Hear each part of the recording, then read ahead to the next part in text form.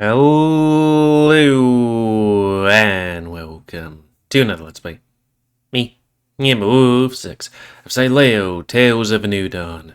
Before we start, if you're interested in playing this game, you can get it free on itch.io. But if you want to support the people that make this game and or get the news version earlier, you can go to their Patreon, where it's $5 a month, $54 a year. So, on the last Let's Play, Ty recounts to us some more about him and Spencer's relationship and how, things just didn't work out because him being immortal, well, it was a lot less that, but a lot more of the pheromones and stuff like that. And they both got anti-pheromone boxes. Hyena. But also the main character was like, well, Ty hasn't really brought up our relationship or lack thereof anymore, just that he's still proud of us. And then we were walking off into the distance to end the scene and to move on with our life. A new dawn, if you will. But then, no? I don't know. We'll have to see. So reset my face, clear my throat.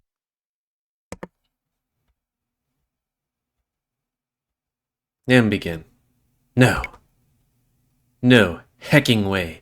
I was letting this be the end. It was as though 1,000 voices from the depths of my mind screamed at me, demanding that I turn back and shoot my shot, woo, leaving nothing to chance, demanding that I tell Ty how I really feel, and praying that he feels the same way. I mean, damaged relationships are damaged relationships, but I feel like you have extenuating circumstances. That being, the immortal being's pheromones making you kind of go crazy. I spun a 180 and began retracing my steps, and the tree behind which Ty stood quickly returned to my view. The leaves were the same fiery orange of the tiger's fur, intensely illuminated by the evening sun. Step by deliberate step, I marched, determined to face my fate head on. And we're doing a flashback? A flashback to 5 minutes ago. I realize we are the arbiters of our own destinies, that we possess agency to describe meanings and purpose as we see fit, and that we alone decide our fate with the actions we take and the company we keep. Why I wish for the hand that was dealt for us when we already possess the freedom to choose whichever cards we desire? We are free, and if you ask me, that is the most wonderful reality we could ever have wished for. Fate had ordained that Ty and I would remain apart, but it is our actions which determine our fates, and I refuse to accept such an outcome without a fight. We are free to shape the fates as we see fit, and perhaps it would still be possible to reshape mine. Or reshape mine? I grew closer and closer, the gentle evening wind once again masking my footsteps until, heartbeat, I was almost right beside him. Having finally heard my approach, he sprung attention and turned to face me head on. His expression was one of profound sadness, an uncanny likeness to my own. I stopped dead in my tracks, only a meter or two from where he stood. Our eyes locked, as mutual tears that streamed down both our cheeks said everything that needs to be said. My heart pounded in my chest as he gazed back intensely, neither of us knowing what our next move should be. But then I saw the seeds of a smile planted, growing bigger and bigger with every passing second. That began a twitch of his lips, spread into a full-blown grin, which I couldn't help but promptly return. And then our instincts engaged in perfect unison. Thumbnail. We threw ourselves into each other's arms without hesitation before clamping them shut, to squeeze each other with every ounce of strength we had. Our lips collided at supersonic speed and caused us to bruise, as we plunged deep into a passionate and unbridled kiss. He squeezed so tightly that I feared my ribs would fracture. That was the last thing I needed on top of the soon-to-be shattered knees. Though, of all the ways one could become injured, being crushed by the awesome power of Ty's muscular appendages seemed to be a pretty good way to go. And a broken rib or two was a small cost to pay, considering what I had gained. I'd break every bone in my body if it assured me a happy ending I was seeking with such fervor. But thankfully, it appeared such a sacrifice would not be necessary. Our tongues clashed, sparring like ferocious beasts. They became entangled in extravagant knots, as our tears joined hands upon our rosy cheeks, before plummeting to the grass below. They were no longer tears of sadness and pain, but tears of admiration, relief, and joy. This continued for an eon as I blissfully remained within Ty's firm grasp, pressed tightly up against his flawless body. As I nestled my snout into his velveteen fur surrounding his neck, a familiar scent of cinnamon and coconut welcomed me home. It was so good to be home once again in Ty's loving embrace. The end. I couldn't tell you how long we spent intertwined in each other's arms, having reached our understanding in perfect silence. That such a volatile and complicated situation could be reconciled with nary a word spoken. I knew that this time around things would be different, and our love would triumph over all. Yes, triumph over all with love, just like in anime. That or friendship. Fatigue would soon set in, characterized by our aching shoulders and our numbed tongues, and so we sat down together side by side, with our backs against the tree, holding hands in vice-like grips, neither daring to let go, as though the other might simply float away in the calm evening breeze. And so we sat, gazing towards the setting sun, whose luminous glow was second only to that of our joyful smiles. There was something magical about this encounter. We had come together in unity, our hearts and minds in perfect sync. I stared leveling upward, casting up my gaze deep into Ty's magnificent eyes, which gazed back with a soothing sense of tranquility. I can read it. Tumbling ever deeper into that violet nirvana, I felt as though our souls had become intertwined. Their once solitary melodies joining forces to comprise the most exquisite symphony imaginable. But while so much was said, through the serenity of silence, there was so much more that simply could not be. Therefore, when Ty's voice marked the ending of that magical moment, I felt no sadness, only joy for the good fortune through which I experienced it all. And besides, his voice was another of the most majestic qualities. His unrivaled eloquence so intense and captivating, and his honey words music to my ears. To be speaking with Ty as his lover was the greatest honor of all, and I would be wise not to take it for granted. Thank you, Adrian. Thank you for coming back. I had feared that was the end.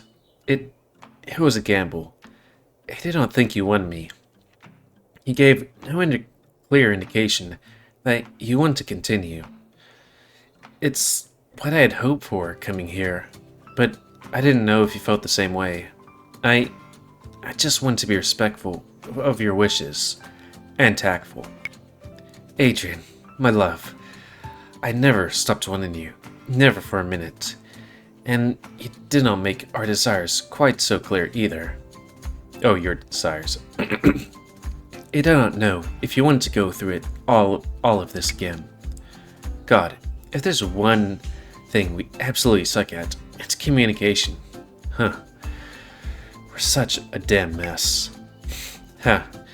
It is, as I said before, it takes two to tango, and neither of us has a clue how to dance. That's what we should do, learn how to dance. It's okay though, because now we can learn together, right? Together. I would have it no other way, my love. Mi amor. Yesterday, I had that cafe. Watching you walk away was one of the hardest things I've endured. I was standing there, watching you walk out that door for what seemed like the last time.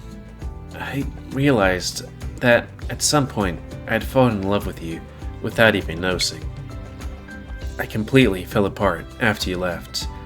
I made a fool of myself in front of everybody in the cafe. Thank goodness Jay was there to save me. He got me out of there and took me home. He had my back, and I appreciate him so much more than he could ever know. He's a good person. He is. You know, as I walked away, I realized the same thing. And just like you, that was the first time I really come to realize that. But you did not give me a chance, nor did I turn around. I'm so grateful things are different today. I'm so grateful we finally get to have a happy ending. No, a happy beginning, because we've got so much joy and happiness ahead of us yet. And this time, we'll make it work. There'll be no more drama, no more bullshit, just happiness. Agreed? So it won't be like the other 2 times. Wholeheartedly, my dear, wholeheartedly. And you know, given that realization, I think it's important to say those words to one another. And with that in mind, I love you, Adrian. I'm so sorry. Things have been so tumultuous. Here's to smooth sailing from here on out. I love you too, Ty, more than you'll ever believe. And here, that is a toast I can get behind. Indeed, my love, indeed. And this time, there's the weight off my shoulders, a sense of liberation. I have no secrets to hide. I can be honest about anything and everything with you. I was a fool to think a relationship could thrive, predicated on secrets. This time, it will be different. I wish to make a commitment that I will tell you everything, anything and everything. No matter what, I'll answer any questions with complete honesty and be forthcoming about anything you would want to know. That is a promise. This time will be different. This time, I'll be better. Thanks, Ty. I just trust you. Forget faith. Faith is a crock of shit. If you excuse my language.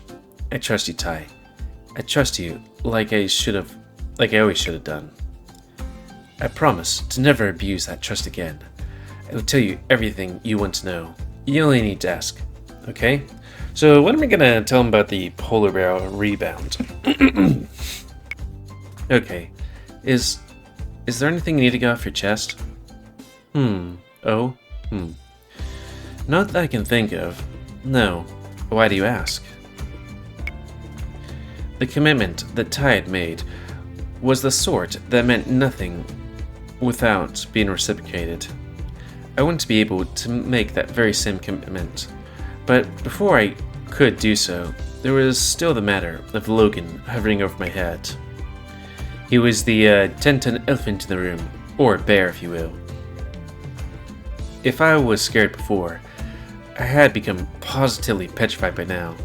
I had finally gotten what I had hoped for, but disclosing my encounter with Logan and Ty threatened to unravel it all. I prayed Ty could forgive me. Please let him forgive me. There was no way around this. I could not keep this a secret. This time, we had to do things right. That meant total honesty from both sides. I was committed to my relationship with Ty. I had to do this, even if I felt sick to the stomach as did. Because it was something needing off mine. And I don't know how you're going to take it. It's kind of a big thing, but I don't want to keep any secrets from you. I'm committed to this. I want to do what's right. My goodness, that sounds a touch ominous, though I cannot imagine anything you could say would change things between us. Whatever it is, I'm certain that I can take it. So, go right ahead, my dear. I'm listening. Well, turns out I have AIDS. I really hope you're right.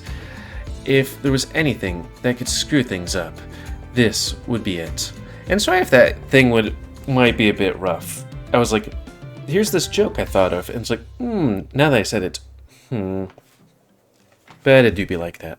Reset face, out of shame. Worry not, my dear. I am certain you're overreacting. There'll be no judgment on my part, my love, when you're ready. Well, I took a deep breath. This was it, the moment of truth, the one that could yet ruin our happy ending.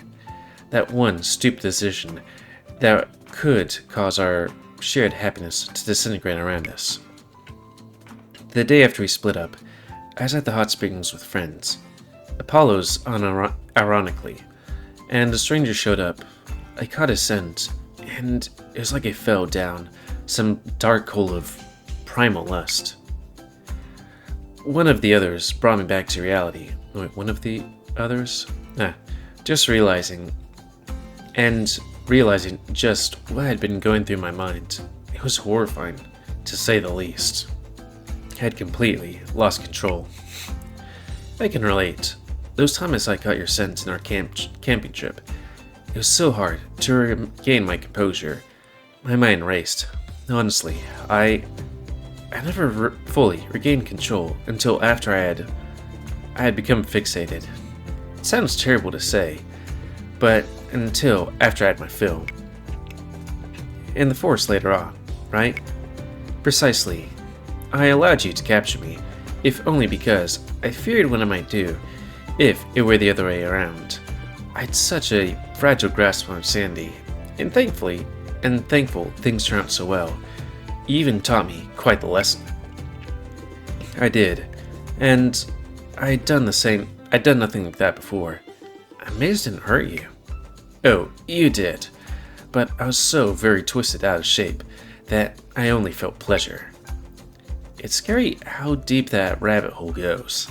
Anyway, when I got this stranger scent, became fixated, and well, I guess what I'm trying to say is that I didn't really come back until the beast had been fed.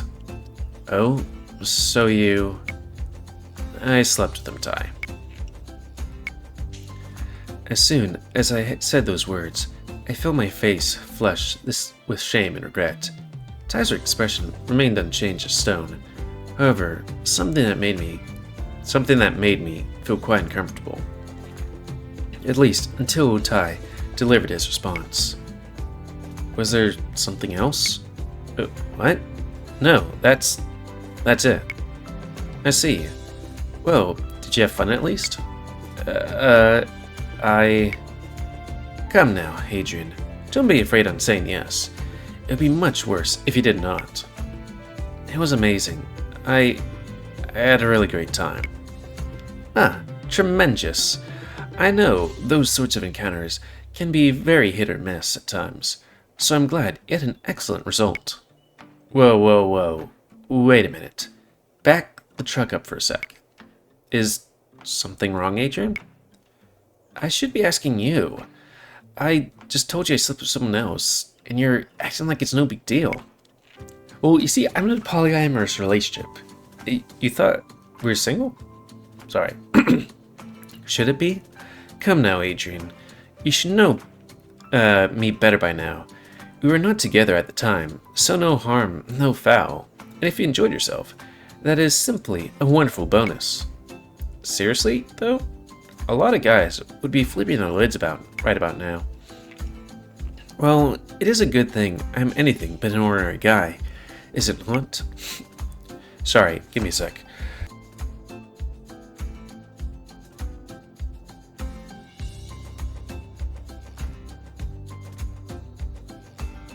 I'm still getting over sickness, so every now and then I'm like, my nose is getting all stuffed up. Anyways, if anything, I'm somewhat jealous. Jealous? Don't be. Casual stuff is meaningless. It's so much better to be someone you love and care about. Otherwise, it's just, I don't know, busting nut, I guess. Which is quite alright. Sometimes, the hand simply cannot satisfy. Am I right? Speak for yourself. I can't deny that. But hey, I have a request, and it's really important to me, even though I know it might seem weird or wrong. Certainly, my dear. What is your request? I'd like to remain friends with this person. I'll be 100% committed to you, obviously. You know, exclusivity and all that. But he's a good person, and right now, I think I'm the only friend he's got. I want to be there for him, as a friend, that's all. Well, that is very noble of you. Of course, you can remain friends. I would not dream of dictating the company you keep, my love. If I had concerns about your trustworthiness or people you surround yourself with, I most likely would not be here.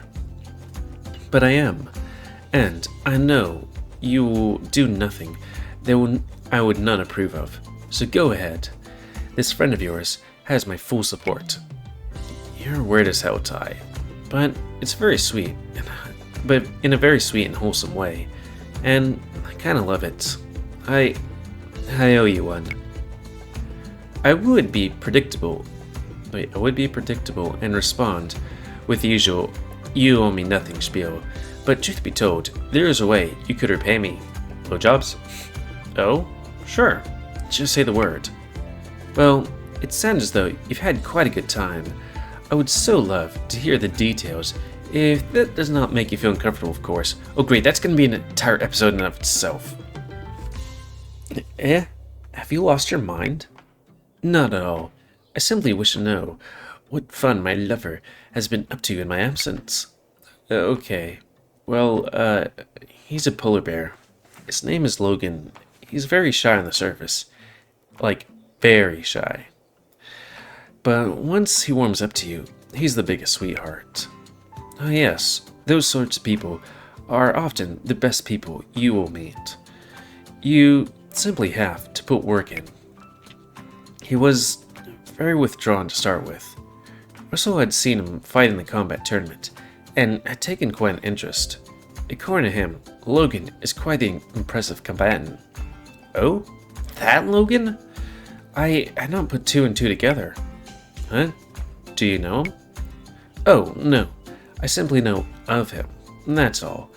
I saw him here and there last year when I was taking part in the tournament myself. Impressive is certainly an apt description of his fighting abilities, if not quite the understatement.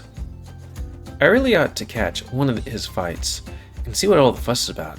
Anyway, Russell couldn't melt the ice, so to speak, and nor could the hot springs, for that matter.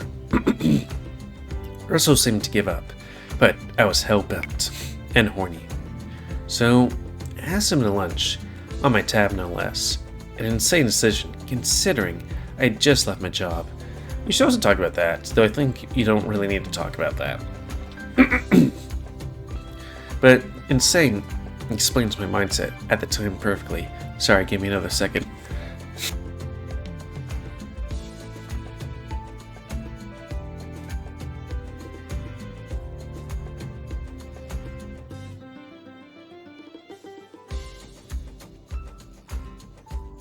Yay, doing visual novels while sick.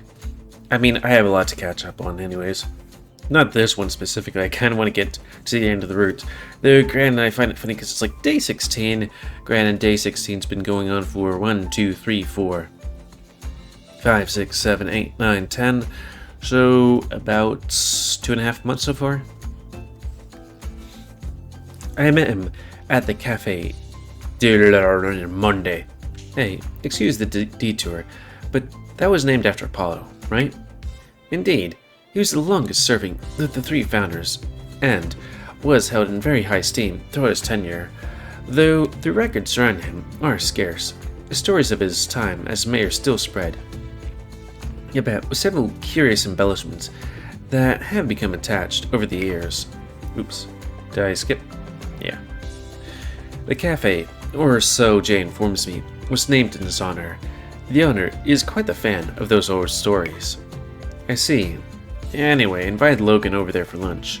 He ordered the most expensive thing on the menu. Apparently, he wanted to see just how far it'd go. Still, he downed the entire pastry platter on his own. I had Diego try to do the same yesterday, it didn't go so well for him. After that, on the walk back home, he called me out. He seemed to understand what it was that I was after. He was worried I only went to sleep with him, and that my show of interest was a deception.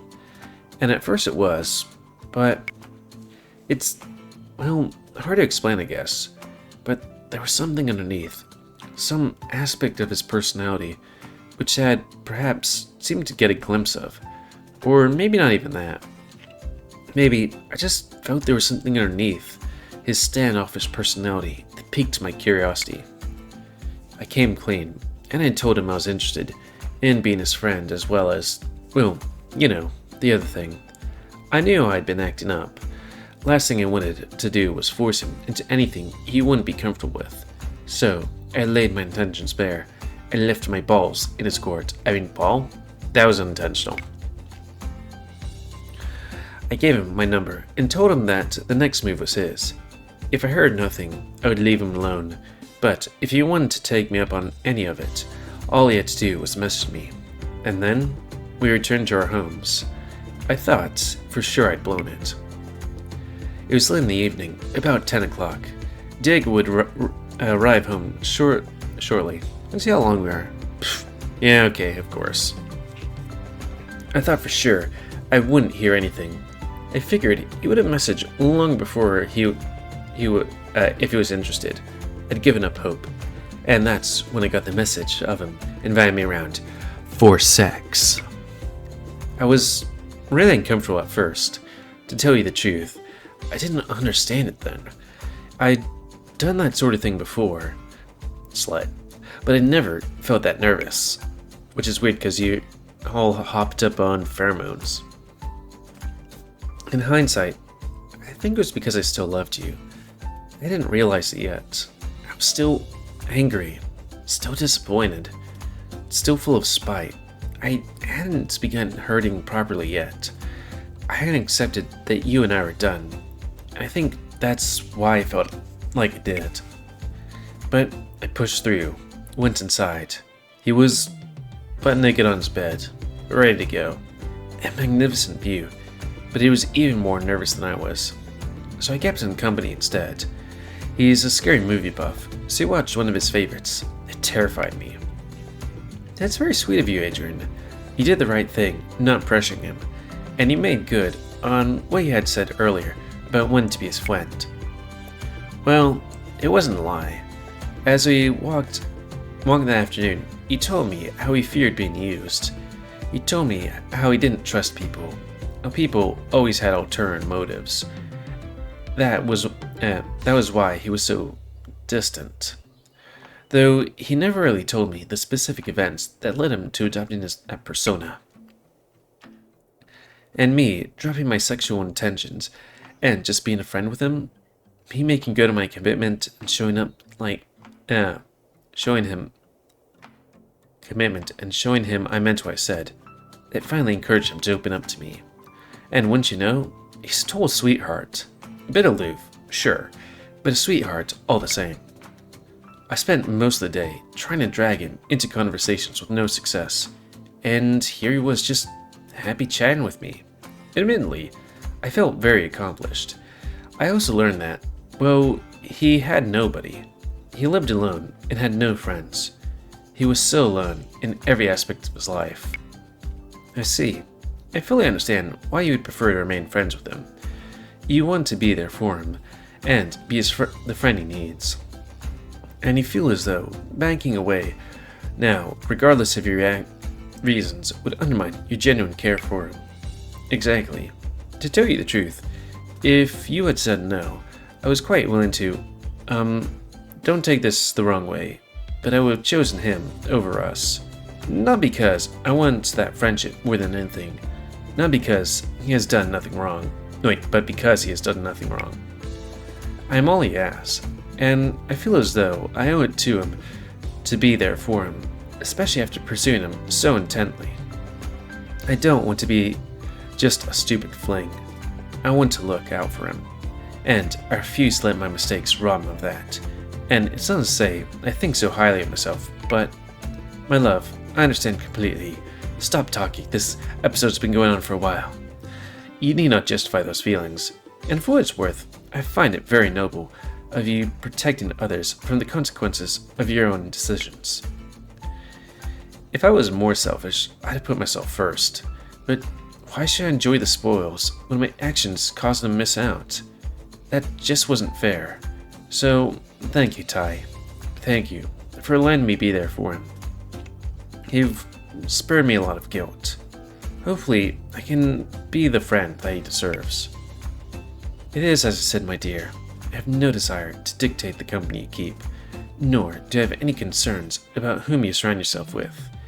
If you vouch for Logan, I believe wholeheartedly that he is a good person, and I believe wholeheartedly that you are good for your word. Thanks, Ty. I don't deserve your trust, but I appreciate it a lot all the same. Nonsense, my dear. You are nothing if not trustworthy, and being so forthcoming about your encounter with Logan only goes to prove it. Though, speaking of which, I'm curious what happened next. Well, he had opened up to me a bit by this point. We'd finished watching the movie, and it was quite late. I had been satisfied with how things had gone. Honestly, if nothing happened, I'd been 100% okay with that. But, let me guess. You had grown comfortable enough in your company to give it a shot? Yep. He proposed the idea. I was happy to, but I made sure it was what he wanted first. He told me a bit about himself, including that he was a virgin. He had been one to lose his virginity for a while. He felt as though he was too old to not have lost it at 22. I lost it at 23. He never quite pulled the trigger though, until that night it was. He didn't want a relationship or anything like that. Despite how much he'd opened up with me, he was still a serious introvert that didn't want somebody else around 24/7. And to tell you the truth, he mentioned a friend from a few years back. His name was Toby, I think. A friend with whom he'd lost touch after a bad-sounding dispute. Toby had moved to Sidonia a few years back. I think he outright said so, but I think that friend would be the only person he would date. Do you know if Toby is short for anything? I don't know. Logan mentioned something. Why do you ask? Well, you mentioned Logan was 22, yes? I happen to be acquainted with a young man by the name of Tobias, who is 22 at present and moved to Sidonia some years ago. Perhaps the same person? Maybe. I should ask him for more info the next time I see him. Do you know how to contact this guy? Lucas does. Perhaps more importantly, if they are indeed one and the same, Tobias actually moved back to Woodcrest some time ago. I was visiting Lucas one evening when Tobias was staying there, and I vaguely recall an entangled friend being a passing topic. It definitely sounds promising.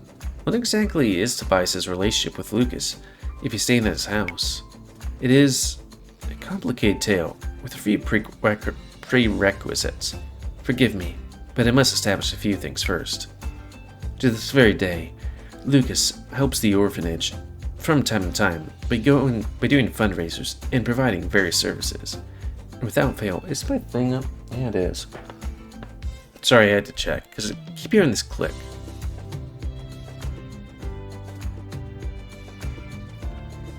Various services, and without fail, it takes a group of kids out in the town every school holiday for some far-flung location. Normally, the orphanage would be incapable of affording such things, but Lucas foots the bills every time. Without him, poor children would rot from boredom. The state is relatively unconcerned with improving funding, I'm afraid. As the only time, the matron gets a vacation for her own as well. The very same that cared for Lucas all those years ago, in fact. Wow, she must be getting on in years. She was actually quite young when she first took over, but she was around 40 years ago now. She is in her 60s now. It's good to have her have an opportunity to enjoy the brief vacation from time to time. I thought Lucas didn't like the orphanage, though. He did not, no. And I would wager it that none of the children in attendance would feel any differently. They would all rather have parents, a house, and possessions of their own. The things normal children take for granted, but the orphanage does the very best it can to look after them and, well, trying to make it happen. Okay, sorry for doing this tangent even though we are over time. I'm gonna look for orphanages in my area. Or like wait, huh. I'm not so orphanages still exist? I thought, these days it's just foster homes. I mean, it doesn't exactly say orphanage. Okay, it says orphans for orphans orphanage. Okay, I guess orphanages still exist. Orphanages does not. Things that normal children take around, or does the very best they can, looking after them, make it happen. Most children will be adopted within a year or so. The younger they are, the quicker this tends to happen. But there will always be an unlucky children who endure year after year without finding a family. Lucas was one such case. He was surrendered as an infant and would spend the next 9 years as an orphan before a brave couple would finally take pity on him and give him the home he deserved. What do you mean when you say they were brave? Well, something you'll find if you look at adoption statistics nationwide is that young bulls in orphanages remain there for more than three times younger than average. It's largely on account of the stereotype that bulls make for aggressive and unmanageable teens. Of course, between Lucas and me, I was the aggressive and unmanageable one. He was always so calm and collected, so mature and measured, and he remained an orphan for 9 whole years because of the stereotype that was not even accurate. I heard that before. Poor guy. I'm kind of surprised Gran didn't adopt him, though. Seems like he spent most of his time at the 2 of you already, or the 2. Indeed, this pushed Gran to her limit financially as it was. She had retired to care for me before she was eligible for a pension, surviving instead on social welfare. Eventually, she got her pension at the expense of that welfare. It was not much more. Money remained tight. Believe me when I say, I asked her about it a million times, and believe me when I say she wanted to. But she simply couldn't afford to care for another child, and rest assured, she was very involved with this eventual adoption. The orphanage even required her approval for the adoption to go ahead. Primary concern was that as new parents would take him somewhere far away and separate the 2 of us. She knew how much of a safe space our home had been for him, and how important his friendship to me was. Thankfully, his new parents were nothing shy of saints, and did whatever it took to accommodate him. His schedule did not change. He still spent most of the time at Gran's care, and most of his time with me. All that changed is that instead of returning home to the orphanage, he returned home to his parents. They killed him with their kindness for such a long time before he finally accepted them. Kind of like Logan in a way, I suppose. But they are truly wonderful people. They just want to give a forgotten, unfortunate, and timid young bull a chance. And he was the model teen, despite everything. But I imagine you're wondering what this has to do with Tobias. Well, first, I would like to ask you a question. You said you were the stereotype. You are aware of the stereotype regarding bulls, yes? Yep, I've definitely heard that one before. Tell me, are there any similar stereotypes you can think of? Oh geez, off the top of my head, foxes are kinda loose? But Dom certainly doesn't seem that way. Indeed, stereotypes don't usually come from nowhere. Do not usually come from nowhere, and as such simply sometimes bear some resemblance to the truth. But a lot of the time, they simply are not accurate reflections of reality. Dom is one such case. True enough, I thought they say cheetahs are hyper as kids, and honestly, Axel still is sometimes. And And of course these stereotypes can be right on the money, but it is important to not judge a book by its cover. Everyone is their own person, not necessarily beholden to the stereotypes that have been stuck to their species. It's important to give everyone their own opportunity to establish their character. Can you think of any others? Were we talking about sex with Logan? They say rats are kind of sleazy. Hello, Eric, I guess. They say huskies are like me, scream during sex. Do they now? Goodness. What have I been doing wrong? It's like you said, stereotypes aren't always accurate. Also, he did howl that one time.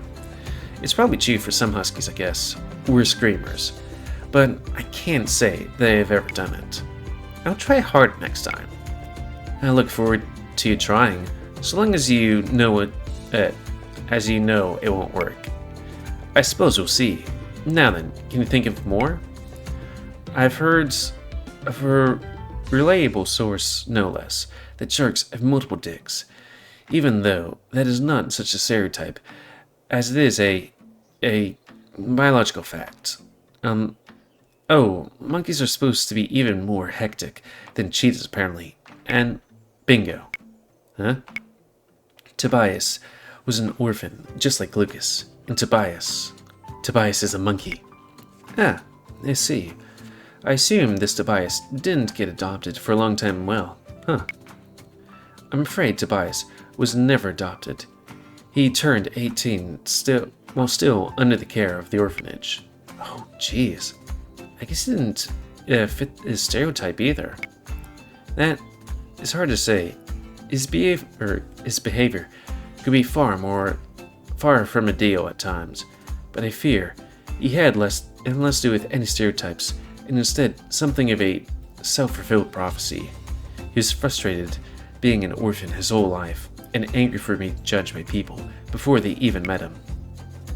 He has improved in adulthood, but can still be quite the handful, even now. I know he possesses some curious personality quirks.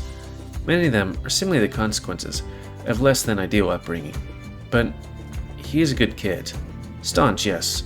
Fiercely independent, without a doubt, but good all the same. And finally, to answer your question, the easiest explanation would be to say that Lucas is to Tobias what Gran was to him. Almost a surrogate parent, in a way. Lucas never officially adopted him, but just like Gran had done with him, Tobias was always welcome at Lucas's. Should he need to find some time away.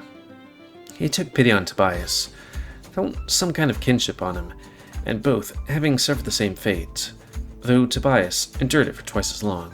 Lucas is the closest thing Tobias ever had to a parent, besides the matriarch, and even now, Lucas is looking out for him wherever possible. I never saw Lucas's dad. He was so tough on the outside. Lucas's dad? But he's an orphan. Oh, but the more you reveal about his past and everything, the more I realize he's such a big softie. What is that clicking sound I'm hearing? It kind of sounds like it's like outside my room, but I don't know. And honestly, he warmed up to me. It could be in game 2, I guess. He warmed up to me quite a bit recently, I think. He went from being kind of grumpy at first to being really nice. Perks of dating yours truly. Lucas makes the effort with you. He typically does not with most people, and remains grumpy, as you called him.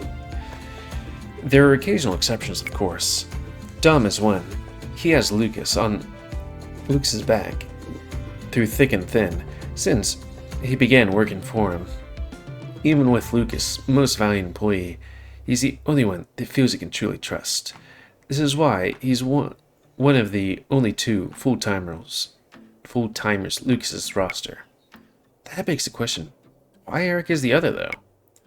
It does. Believe it or not, when Eric can be focused on task, he's actually quite a diligent worker. Alas, I feel that my kneecaps may meet a grisly fate if I keep discussing Lucas's private affairs like this. All I will say about Eric is that Lucas is something of a bleeding heart, a champion for the misfortunate and the downtrodden. This has a lot to do with why I became involved with Tobias. And Eric, while different in great many ways, is also in many others exactly the same. Tobias was relevant, but I would have a hard time explaining to Lucas why we had discussed Eric. So forgive me for stopping here. I'm starting to be like, and I feel like I should stop here because we're 45 minutes. I'm curious, but why? But I understand. So Tobias came back to Woodcrest then? I'm sorry that we're gonna have to cut it in half like this, but it's like, we're at the 45-minute mark, and I don't want this to be an episode where it's like, and then it keeps going, and then it keeps going, and then it keeps going. Because it's just like, at some point it's like, we've been sitting on this hill for how many months?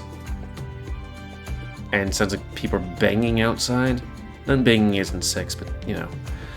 And yeah, I think that's gonna be the end of this Let's Play. So please comment, comment, tell me what you like, dislike, tips, exercise. If you like my YouTube and like it grow, then please like, subscribe, and check out the rest of Epic Grow, and please remember to almost have control the pet population. And if you want to play this game, it's available free on Twitch. I hope it informs smart people. I think this game and I get the news version earlier.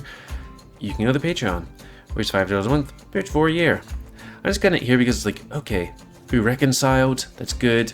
We're going on a tangent. We need to do other things, like drink coffee and see what people are doing banging doors out there. And until next time, me, GamerWolfSix of Sileo, Tales of New Dawn. So thanks and see you.